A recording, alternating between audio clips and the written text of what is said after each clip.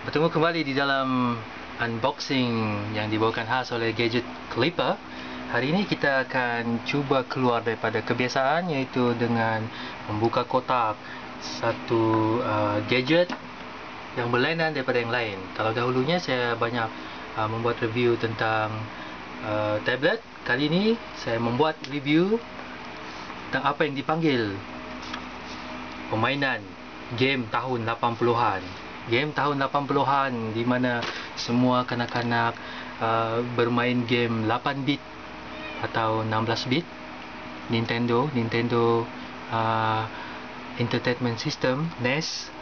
Kali ini apa yang kita buka kotaknya ini akan sama seperti game 8 bit, bukan game PlayStation atau game 3D yang lainnya, kerana saya dapatkan ini dengan harga yang murah daripada seorang penjual daripada lelong.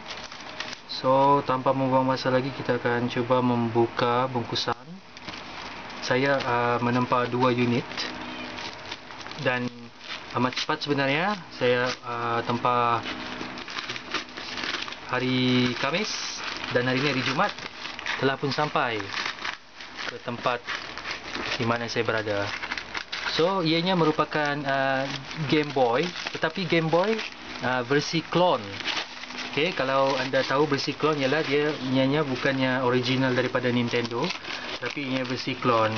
Perlu diingat bahawa versi original ni Game Boy Advance telah lama tidak lagi dikeluarkan. Productionnya telah pun diberhentikan dan inilah saja pilihan yang kita ada di Malaysia, sama ada membeli Nintendo 3DS atau PS Vita.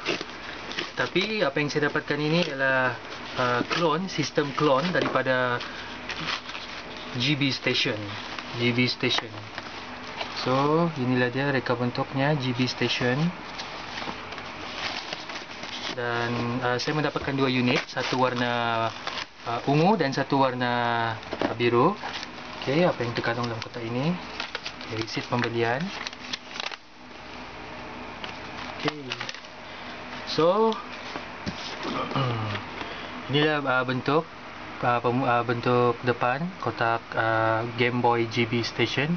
Okey, minta maaf, bukan Game Boy tetapi GB Station kerana ia adalah sistem clone daripada Game Boy. Bentuk tepi dan manakala reka bentuk di belakangnya. Okey, apa yang terkandung di dalam ini ialah this set included. Included. Kesalahan tata bahasa atau kesalahan ayat di sana. GB Station Light 1 unit, AC adapter, instruction manual dan AV cable.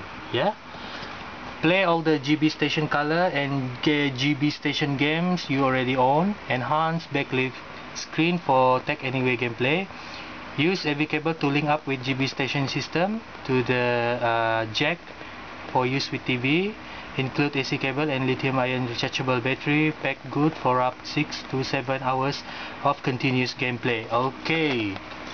So inilah apa yang terkandung. So saya akan buka dahulu warna purple ya. Warna biru ini kita ketepikan. So kita akan buka warna purple, apa yang terkandung di dalamnya. Okay. Pertama sekali anda akan mendapat AC adapter. Ya, AC adapter ini sama seperti soket di GBA, Game Boy Advance yang original. Okay, tapi saya tidak pasti sama ada ia boleh digunakan untuk Game Boy Advance. Okay, instruction manual, AV cable, clip untuk penyambungan ke TV, dan unit ini sendiri. Ada.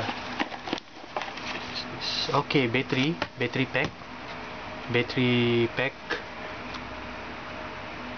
BHS HFC 700 TMS. 700 mAh, tak kuat. So inilah apa yang terkandung di dalamnya, GB Station Light. Plastiknya tidak berapa saya akan buat review yang lengkap terhadap GB Station Light ini.